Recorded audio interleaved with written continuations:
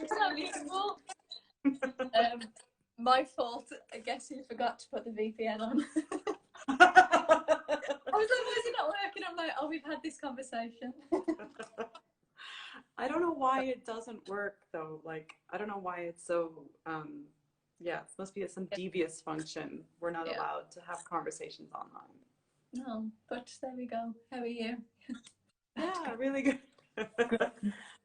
Super good. Super excited. Look at us on time. I know, yeah. Right. Ready to go. Punctual. I know, perfect. So we'll wait.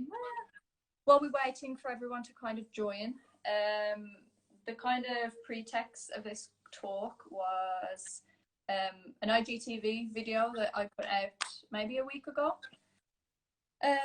just about basically us yoga teachers, especially at this time, valuing what we have and not kind of teaching for free.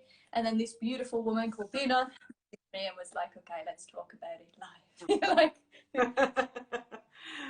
yeah, it actually inspired me to have just more conversations in general. And I think the things that we're going to talk about today are not going to be specific to the period of time that we're in. They're definitely going to be timeless.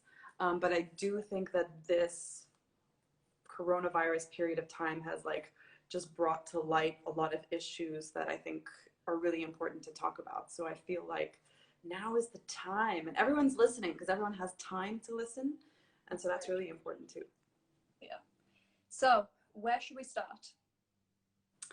We should start with, I think we should start by talking about just valuing ourselves in general. And so I guess, what does valuing ourselves mean? How do we value our time? How do we put a price towards that? And then maybe from there we move on to this idea of like, you know, do I do things for free? When is it right to do things for free? And that kind of thing. So I think, like, I guess from your perspective, what is value for you, and how do you know how to value yourself? Because I think that's really tricky for women, A, and B, for yoga teachers, because we weren't taught it maybe in our teacher training, you know. Yeah, I think it's a tough one, especially in this field as well, because we all come into yoga hopefully with this kind of need and this urge to help people, and when it comes to monetary value, we're all a bit like, oh, but I don't know whether it's right to take it.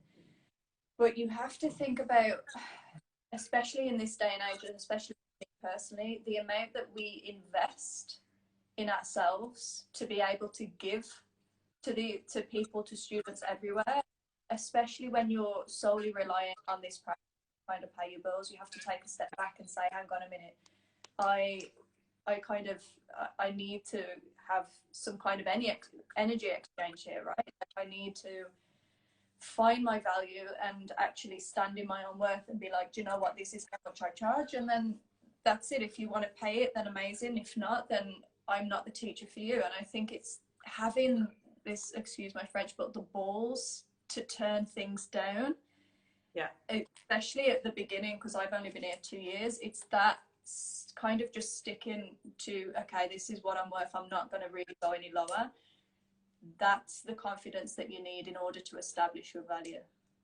Yeah, I couldn't agree more on that. And I think saying no is really difficult. And as you said, there's probably a bit of an internal battle, because to some degree yoga's seen as like a service, like we're giving a service to others.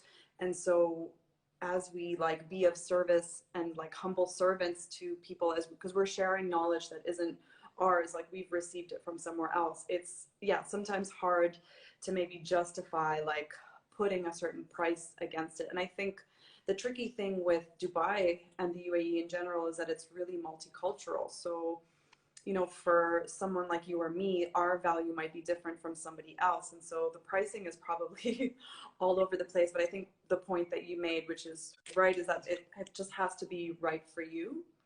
And in that sense, you know, you don't want it to be too low. And I don't know if everybody knows what everybody's being paid, but it's like, you know, you don't want to devalue the service to a degree that, you know, it's creating a disservice to the other yoga teachers. And I think when it comes to doing free stuff, I think the great point that you mentioned before was, you know, if it's something that means a lot to you and if it's something close to your heart, then that makes sense. But I feel like, or if it relates towards contributing towards a future paid project, like you want to give like 2 taster classes that lead to a future booking, then that kind of makes sense. But again, I think that's a really tricky field, and I think people want to connect with their audience and they want to give, and sometimes that's just maybe the first way to do it and the only way they know how to. What I want to say as well, especially with how much I've grown in the last 2 years, obviously online, people have this perception of, okay, Sarah White must be doing amazing, she must be raking it in because she's got 42,000 and because she did YouTube and she gives so much. I'm telling you now, that does not mean that I am earning any more money than any other yoga teacher that's out there. And I think it's this pretense of, okay, I have to give so much, I have to do the YouTubes to be able to get clients back. Very rarely will the free stuff turn into more paying clients. So I just want to kind of dispel that kind of myth. I'm not saying don't do it for free, but don't think that a free gig is going to turn into mass amounts of money, because unless you go huge on YouTube, then it's not going to happen. It's a different, I think it's a different customer base, right? Like there's a customer base that wants to dip their toes like in and out of a couple of different things, and so they might, you know, catch all the kind of different free things online. And then there's a customer base that's really, you know, not that the other one doesn't want to learn, but maybe they found a specific style that they like, they found a specific teacher that they like. And I think in that case, it's really, really important for people to want to invest and to know that they should, because like you said, it's contributing to our livelihood and this is how we sustain our lives. And if people think that we're rolling in it because like our pictures are nice, like editing software is cheap, like that, you know, we've like we can buy editing software, you know. But like we aren't rolling in it. Like we're still yoga, you know, teaching yoga is still something that's, you know, is like a probably somewhere lower end on the scale. And I think we're fortunate in Dubai that it's fairly reasonable. But if you start to do stuff online like you are, you have to place your pricing, you know, related to a global market. And that might be pretty low because you need to serve a wider group of people. So yeah, hats off to you, girl. Thanks. I'm like, online what? Like before coronavirus, I'm like, I don't know this online technology thing. Like, I'm so old. Like, I learned yoga from my guru. Like, this is all I can do. And then all of a sudden, like YTT, like crazy. Turned around in a few weeks. But the one thing that I want to pick up on as well that you said, it's kind of you were saying about pricing and it having. By the way, guys, if you have questions, please let us know. Pop it in.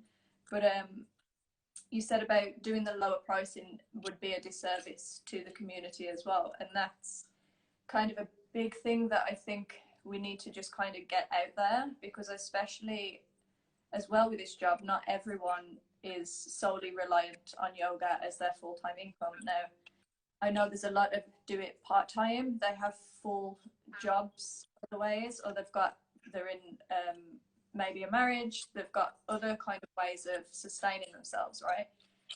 And I think it could be easy for people who don't rely on it to be like, oh, it's okay, I'm just going to be free. But I just want to bring an awareness to those kind of people. I'm not saying don't ever do it, but just to say, okay, do you know what you're doing for the rest of us who are there? Yeah, making it so cheap and so free kind of diminishes our value, right?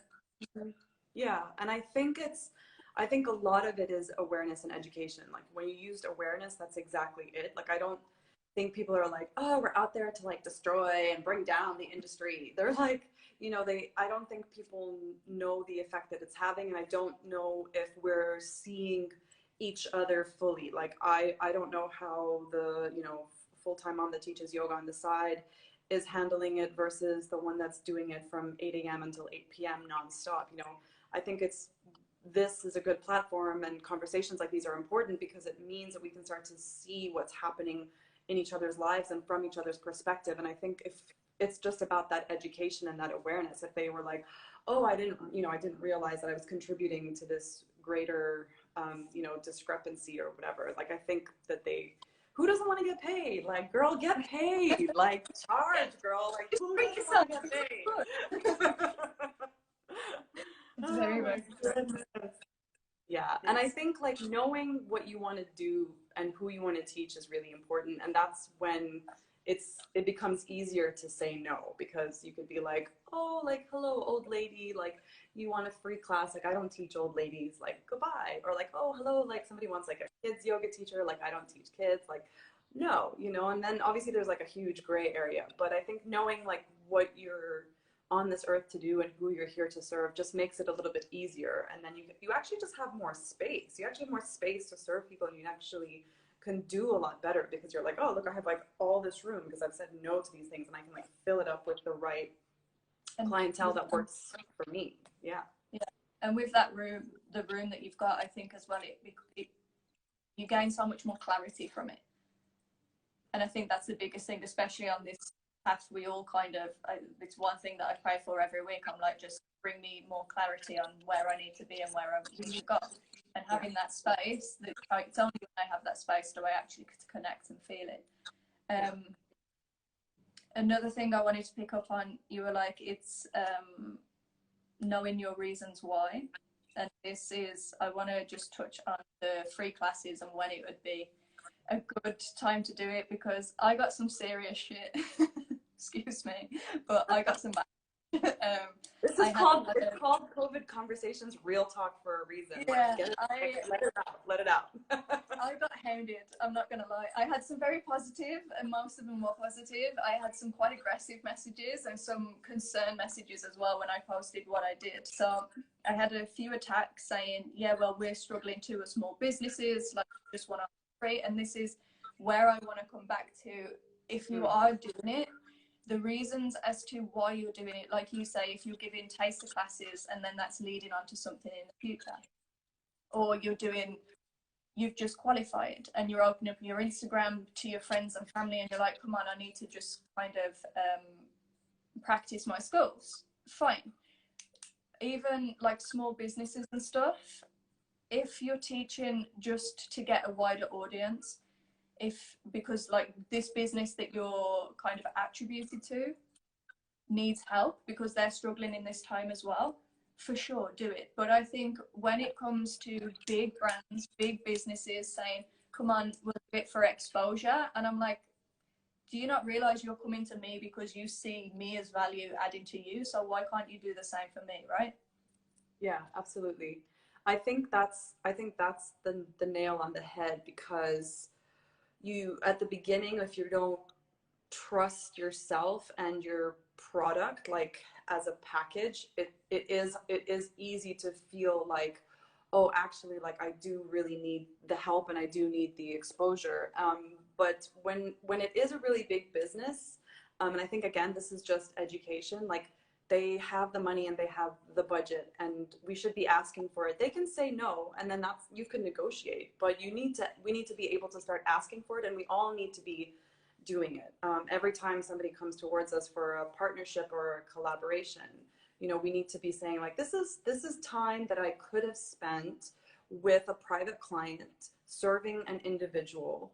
And you've now taken that away from me to work with you. So why it doesn't make sense to do it for free? And what does exposure mean? As much as online exposure is great, as we said, like, how much converts, to the people that are actually attending our classes, our workshops, our retreats. I mean, unless we were on the Alo Yoga platform and we became like super famous, it's a small percentage, and the hustle of the individual reaching out and the individual connection and the individual engagement and the individual authentic caring is really what it comes down to at the end of the day. So no, face cream, I will not do it for free. I know, and I want to say to people as well, some of the brands and stuff that get into contact with me when I say like, what's your budget? I don't think it. And they're like, oh, we didn't have a budget, but we are offering you this, this, and this. And I'm like, why aren't you so transparent in the first place?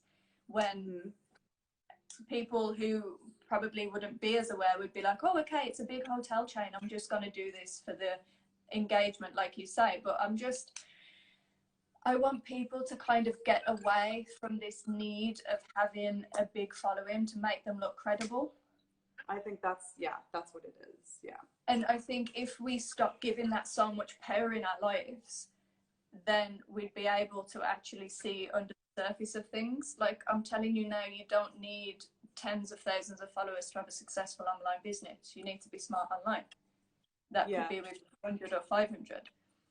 And unfortunately, the reality is that right now, and it might be different later, but right now, it does make a difference. Like people do look at a page differently, and it's part of like human psychology, you know. And I think companies come and look for people they want to work with, and this has become kind of like your resume, so to speak. And there was even somebody that reached out to me and they were like, you know, we couldn't see any of your videos online, so we don't know how you teach. And I'm like, I teach and that's it. You know. And it was really interesting that they almost like need to see what's up, like try before you buy kind of thing. So unfortunately it is the case now that your online platform does matter and it does make a difference. And actually my teacher in Lebanon, you know, there was like this huge big event and they wanted somebody to teach at this like festival to like so many people, and she wasn't even on Instagram because she was full and packed, like she was doing great and she wasn't even online at all. And it was like between her and another girl, and they ended up picking the girl with the more followers, even though like she's been teaching for 10 years and is amazing because she's been doing it for 10 years and she actually is busy and is, you know, thriving. But so yeah, I think at the moment until no. Oh, sorry. Hi, I'm back. Yeah, that's all. I was like, no, no, we got this right. Sorry, it's because my phone's dying, so I'm just gonna go over here.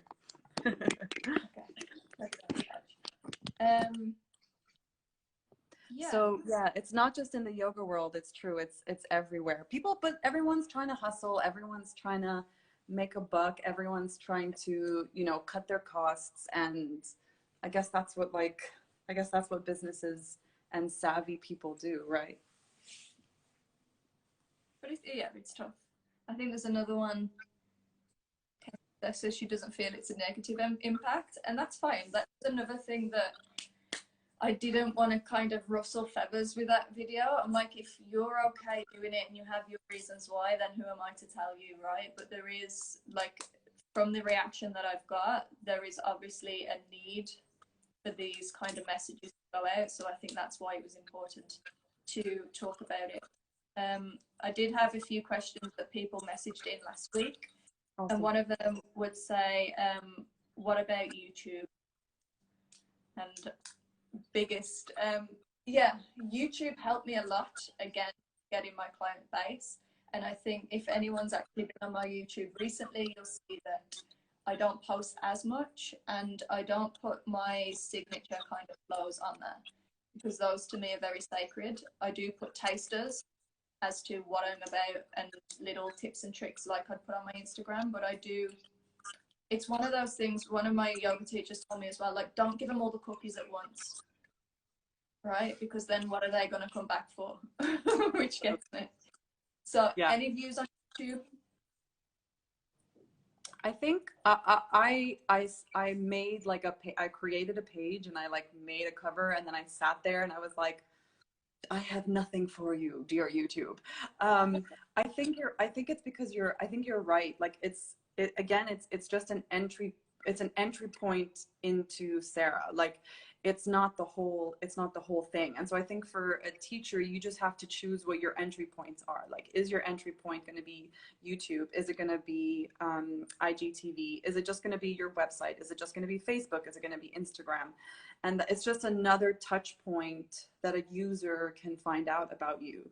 I do think YouTube works really well. And, you know, there's some really amazing teachers that have done super, super well on there, but that's all they do. And they'll have different touch points for people to get to their YouTube channels, because that's their mainstream of income. And I think for me, it's still teaching physical humans. So until that changes, then maybe my strategy might change. But for now, it doesn't seem to be the case. Like, no, not for me.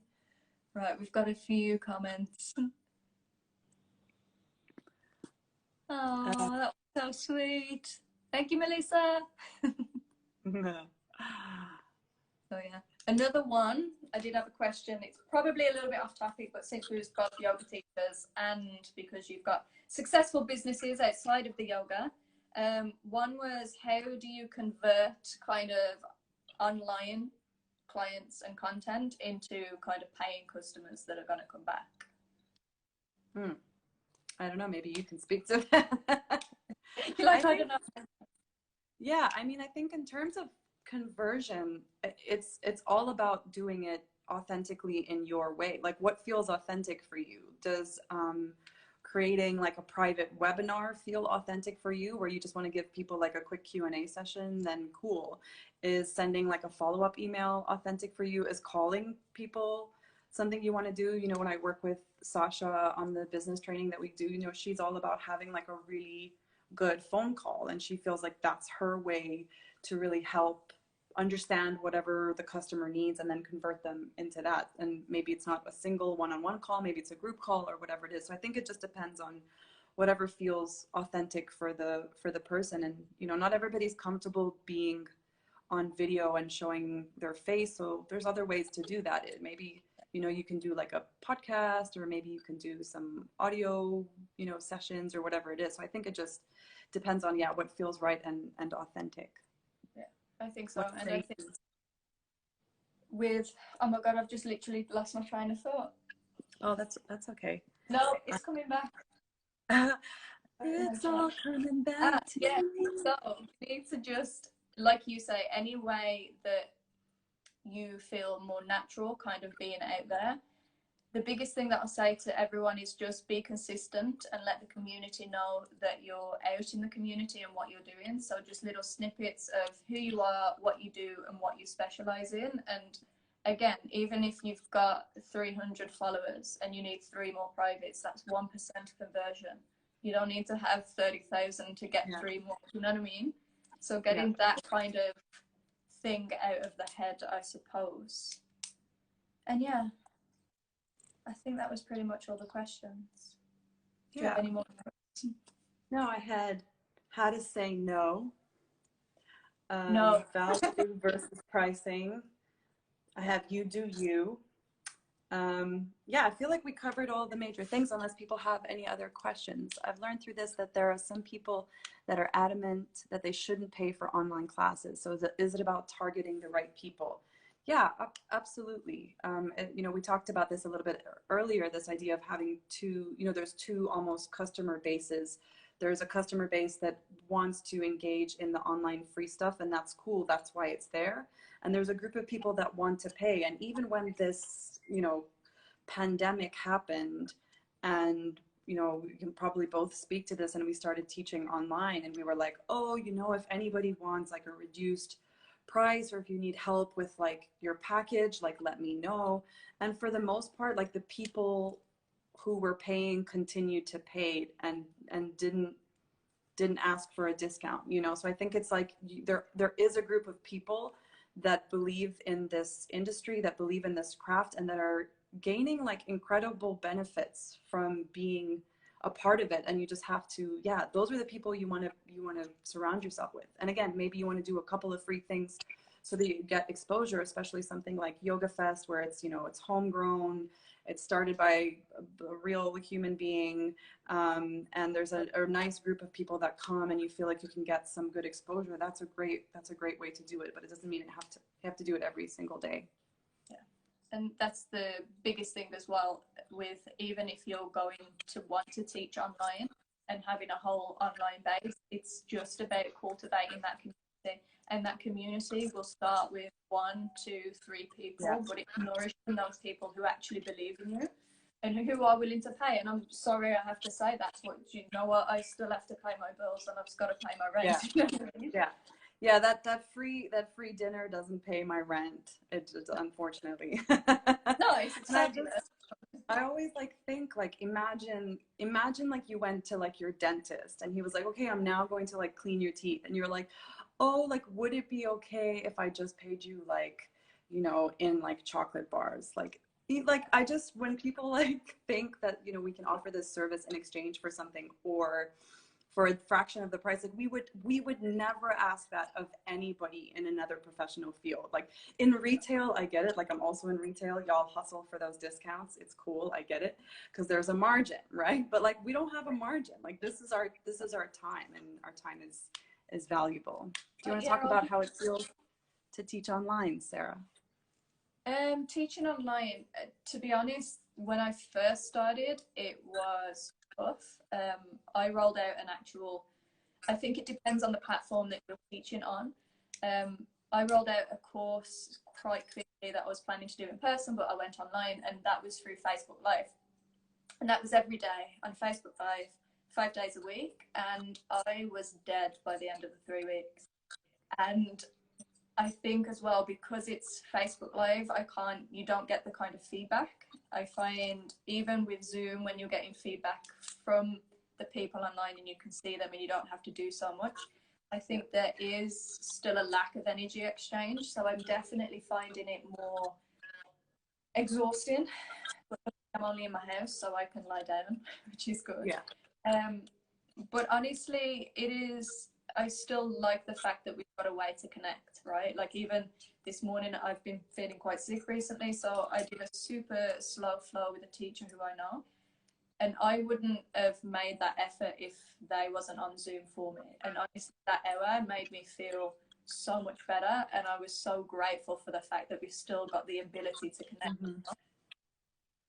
Yeah, I completely agree. And we can, you know, our schedule might not have to be as crazy, so we could rest a little bit more, but there's definitely this element that's missing of not actually like feeling the vibe of the whole group together. And that's a big part of our, a big part of our exchange and a big part of the fulfillment of the work that we do. And so, yeah, Zoom's a bit better because we can actually see the bodies moving and we can see that they're responding to the teaching. Yeah. But with the live, it's crazy. You're like, am I going too fast? Am I going too slow? Am I talking loud? Am I talking not? Are people even here? Are they texting? Like, what's even happening right now? And even in my head, I'm like, why am I sweating so much? I'm like, oh yeah, because I'm doing it and talking. That'll be why.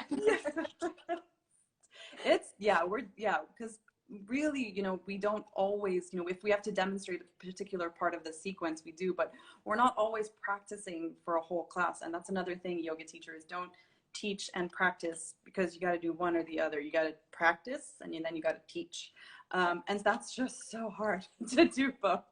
And I was actually cursing my yoga teacher because her first thing was said to us, she was like, get up off the mat and teach. You do not teach from the mat. And she made us walk around and do it. And now I'm like, I loved you for it at the time, but now this online stuff, I'm not ready for this.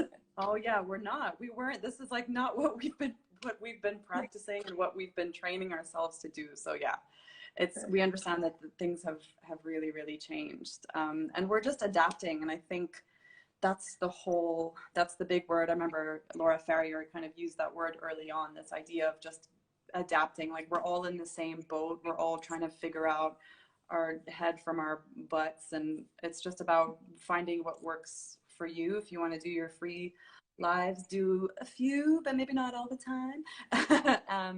And yeah, find your value and what your time means to you, and just be strong. Be strong. Be strong, say no, and do it for yourself first. Yeah, definitely. Awesome. Cool. And I think if there's no more questions, I think that's a nice way to end it, a little half-hour chat. Yeah, I think that's perfect. Cool. I will be doing another one on next Tuesday with a business owner, a studio owner. So maybe I'll see you there. Of course. Everyone tune in. Dina owns Y Apparel, guys, which is an amazing yogi shop. So if you haven't checked it out, check it out now. Thank and yeah, you. this will be on my YouTube and Dina's IGTV as soon as I airdrop it and stuff. So yeah. Sarah's telling me how to do this, so I'm just hoping what she says is right. Right. Peace Thank and you, love. Sarah. I appreciate your time and your energy. No worries. You too. Bye, everybody. Stay safe, guys. Ciao.